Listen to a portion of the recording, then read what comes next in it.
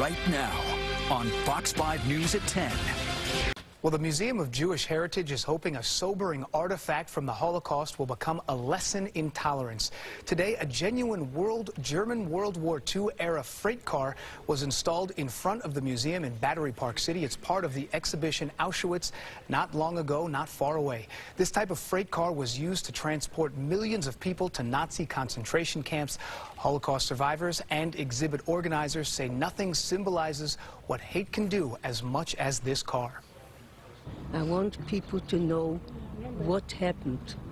What can happen when hate, prejudice, anti-Semitism, what they can do to a country to completely change their lives. Almost nothing symbolizes what hate can do as much as this car.